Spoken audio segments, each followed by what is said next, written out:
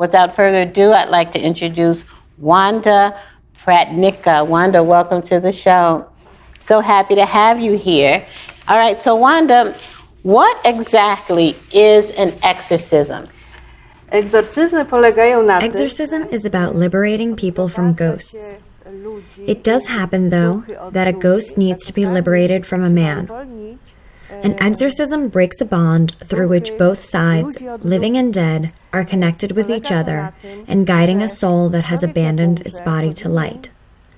Such bonds can take many forms since they concern both the living and the dead. They are usually linked by some common interest, such as longing, guilt, unresolved business, lack of forgiveness, or addiction. The main reason that souls of the dead don't pass to the other side is that they don't believe they are not alive anymore. Nothing has changed after their death, so they return to their houses, families, friends, workplaces, academies, schools, churches, hospitals, or gravesides. They eventually notice that they're missing a body, so they possess a person that was close to them in order to live their life and draw energy from them. Exorcism serves to liberate a man from the ghost possessing him. Who are ghosts?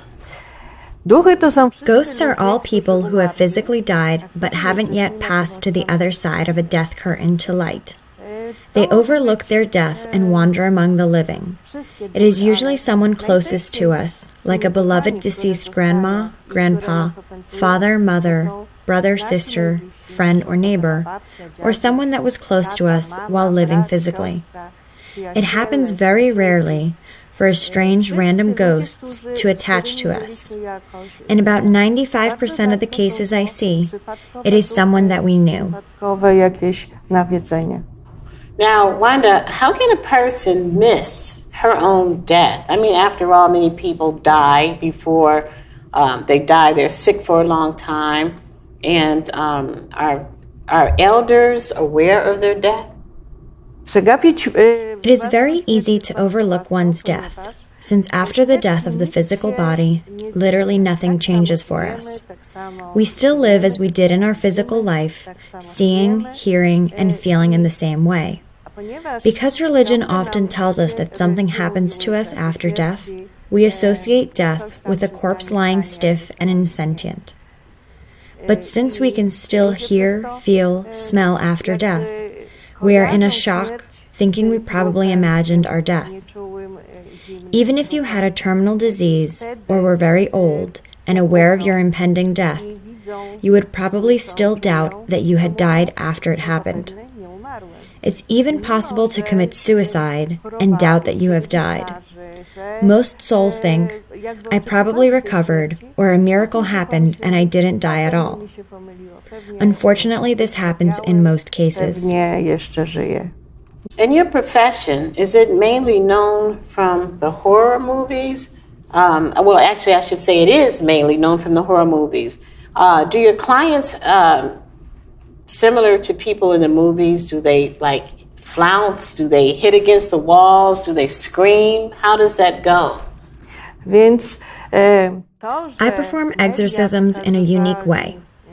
I guide ghosts away from a distance so that neither the ghost nor the man knows when it is going to happen, and everything happens peacefully.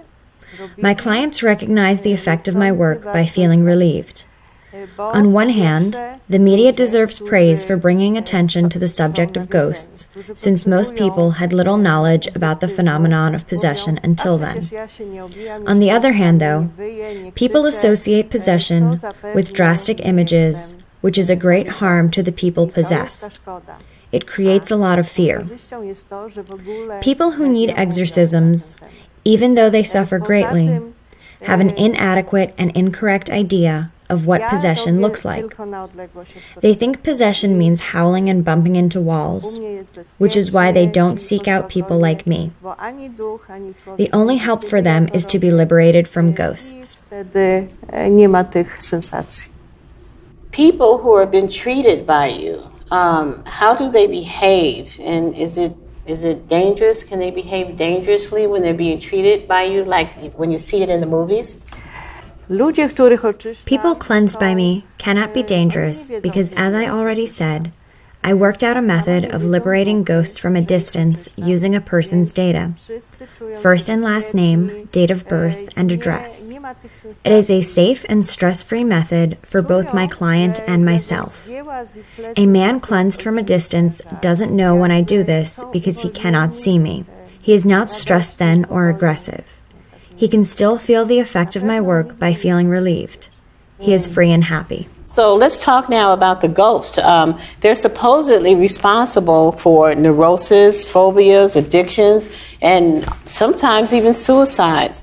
Are these illnesses caused by the ghost?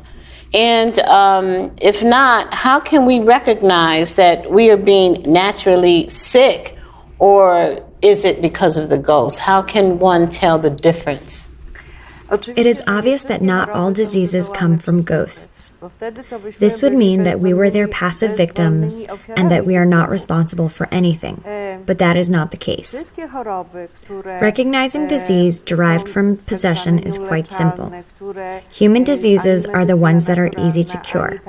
Diseases from ghosts, however, are the ones that we cannot deal with, that are deemed incurable or untreatable. So when we are ill, it is worth checking if we are possessed by a ghost or not. It can happen that we suffer from the same disease our ghost had while living. If a person's death is caused by illness, the physical body's death does not automatically free him or her from that illness. In order to get healthy, one should submit to being liberated from ghosts, and then disease automatically disappears. How can we recognize when someone is under the influence of a ghost? I mean, there are people walking around out there who look a little different. They may or may not be under the influence. And how can we tell when someone is under the influence? The following symptoms can occur individually or altogether. They include persistent headaches, stomach aches, chronic fatigue, heaviness, confusion, apathy, depression, racing thoughts, anxiety, unstable moods, insomnia, paranoia, discomfort, feelings of helplessness, constant emotional pain, lack of control over emotions, and even financial problems. When nothing is working out for us, we should check whether this is caused by ghosts. Basically, everything we are unable to manage is most likely caused by ghosts. And so what damage can a ghost cause in terms of being very hostile to a human? We see the movies, and we've seen some of the craziest things in some of these quote-unquote scary movies, but what kind of damage can a ghost do? A hostile ghost can cause a lot of damage, both physical and mental. It can persuade us to commit suicide, kill, rape, rob, steal, and do evil things that we could never consider doing ourselves. Often someone who committed a crime says, "But I didn't do this. I don't know how this happened. It wasn't me." And they really didn't do this because ghosts persuaded them to do it. A ghost can take a man's consciousness and do things themselves. Such a ghost can cause a man to continue bad habits already in place, but is mostly motivated by a desire to make a man suffer as much as the ghost does. How can ghosts help people, and can they help people? I will probably disappoint many viewers, since many think that the ghost of a dead person helps them. This is not the case. No ghost is able to help us because the souls that pass to the other side of a death curtain, into light or heaven, cannot reach us. Their vibrations are too high, and they are too distant from us, and they don't harmonize well. Every ghost that hasn't passed to the other side of the death curtain, however, becomes the victim of their own decision to stay in contact with physicality. These are lost, hopeless beings that need help themselves, so how could they help us? If we call them and ask for help, we will certainly become possessed by them. One must realize that a man who has died is not enlightened nor empowered by the fact that he is dead. He would be wiser if he passed away, but since he didn't, he is the same as he was while alive. And since he could not help us while he was alive, he definitely won't help us while he is dead. Can it happen that a possession could actually be beneficial to a person, where that person can actually be helped and the ghost can actually take care of the person? We've seen movies like that before, where it's called The Ghost and Mrs. Muir, where he's been hanging around and actually helping the woman out, and they became friends. Is that such a thing? As I said already, many people think that souls that have died become unusually wise or powerful and believe that they can be angels or spiritual guides or someone that will take care of them. This is not true. A man doesn't change at all after his death. If he was good during life, he remains good after death, but he still cannot help us because his vibration on the other side of the death curtain is too high. In order to get help from a ghost, we must raise our own vibration. If we raise it to the level where there are souls who have passed to the other side, then we won't need the ghost's help anymore, since the vibration level we ascended to gives us access to everything the ghost can reach. Ghosts haven't passed to the other side of the death curtain, so they cannot help us. This is why possession is never advantageous to a man. Ghosts are trapped inside the possessed one like birds in a cage. They don't help him because they become his parasites, drawing his energy, weakening his decisiveness, depriving him of freedom, and evoking or inducing diseases. Do you often deal with cases of possession? I deal very often with cases of possession. Some statistics say that 1 out of every 12 people is possessed, and other statistics claim that possession is even more common than that. Possessions are more frequent in pathological communities. Possession concerns every member of such community, yet in conscious families, possessions concern single members. You can observe it yourself with the naked eye. Dirt, poverty, disease, addictions, and destructive behaviors dominate in places where possessions occur.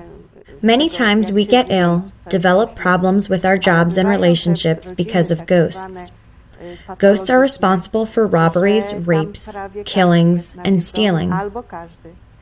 Where there are no possessions, it is more peaceful, and there is harmony and order. People are healthier and happier. It all depends on the condition of our consciousness. If we have the knowledge and consciousness concerning life and death, we behave in a positive way and are free from ghosts. Ghosts that have stayed are souls that have had low awareness while living, which is why they didn't pass to the other side of a death curtain. They stay here and possess those that have equally low awareness. This is why there are so many diseases, wars, and destructive behaviors, and we think that this is caused by people only.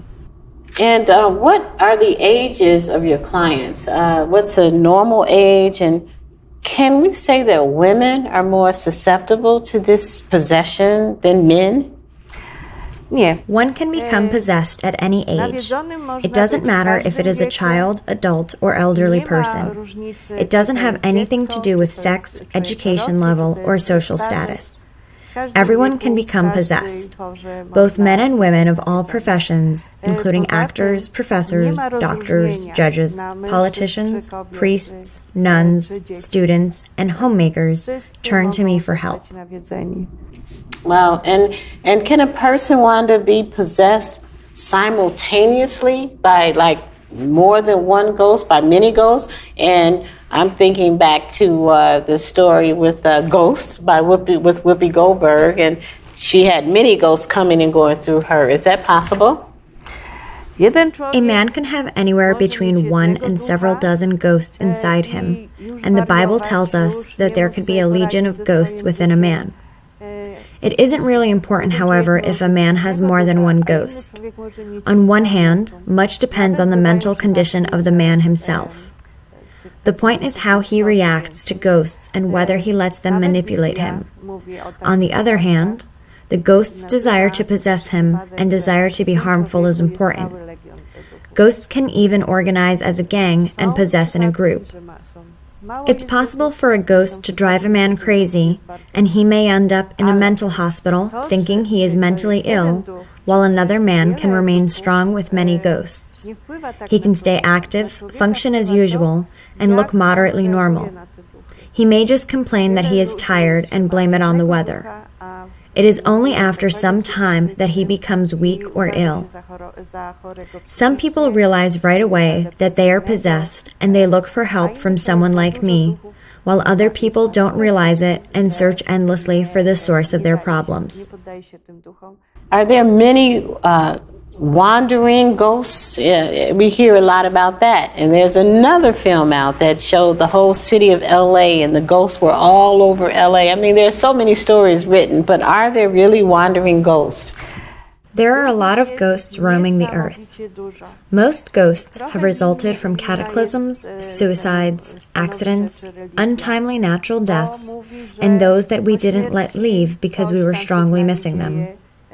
I met ghosts in my practice who had been wandering for 1,000 or so years. There are so many ghosts because they stick around for so long. Our religious beliefs are somewhat responsible for this, in that they often claim that we cannot affect death or what happens afterwards, that everything is up to God and everything is done beyond our control. This is not the case, though. We can affect everything on one condition, that we realize it fully while physically alive. Most ghosts don't realize it since our awareness is the same during physical life and after the death of our physical body. This is the reason why so many ghosts stay on this side of the death curtain and wander around without knowing what to do with themselves. They are simply lost. They cannot function since they don't have a physical body, and they want to have one at all costs. This is why so many people are possessed. Is exorcism performed by you? Are the ones that are done by you, are they always successful? I will say this. Every exorcism I perform is successful. There has been no case in which the bonds between a man and a ghost were not broken, and in which ghosts were not guided to the light.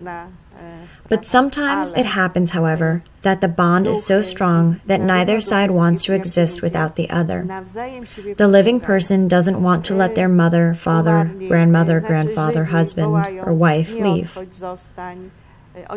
The souls attract each other, even though they know that they could be much happier alone.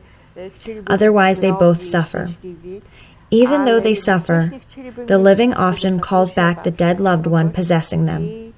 Don't go, don't leave, stay, they'll say.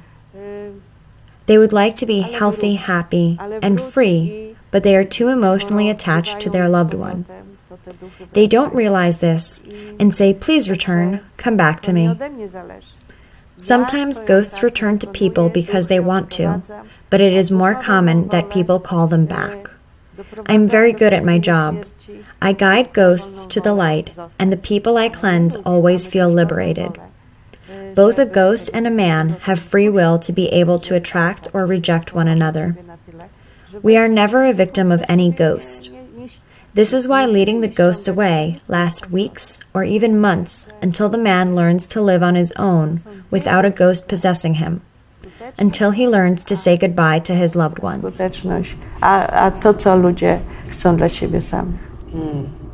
Wow. Well, I'll tell you, that is some story, and we are actually almost out of time, so I can't begin to tell you how absolutely fulfilling this has been today to be able to have the idea and the understanding about what exists around us that we cannot see. And history, it goes all the way back in history about the problems that people have had with extra beings or spirits around them. So we want to thank you, Wanda, so much for coming today and explaining this whole possession ghost situation so many people right here in the Evolutions family can get a little help. So everybody make sure you check Wanda out, okay? And that name, so that you won't fumble like I did, is Pratnicka. And make sure you check it out. And her book is Possessed by Ghosts. So Exorcisms in the 21st Century.